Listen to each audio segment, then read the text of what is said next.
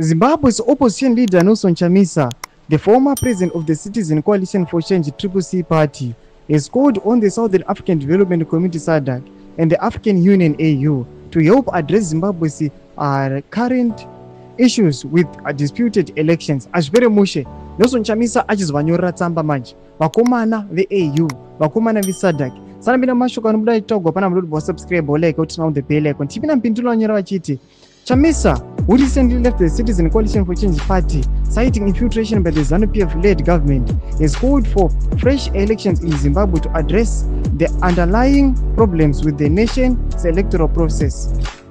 He said via SABC News, "My role is to bring that other piece of Zimbabwe that Mr. Mnangagwa doesn't have. The country is divided by half.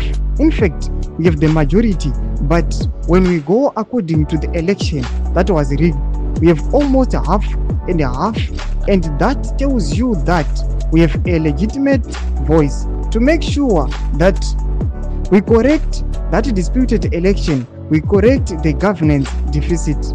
Zimbabwe has not been in its best of place since the 2000s, and we still have those problems. Those problems have been before SADC, before the African Union, before the world, and we want these issues to be resolved. Domashokwantago na Nelson Chamisa through the SABC, Yonyika South Africa, South African Broadcasting Corporation. Nelson Chamisa address achiti aiwa zvakurisa isusu tis the legitimate tis takahwina ari kuti tikuda fresh election tudze mafungiro enyu pine comment section medu. Musangano subscribe like and turn on the bell icon.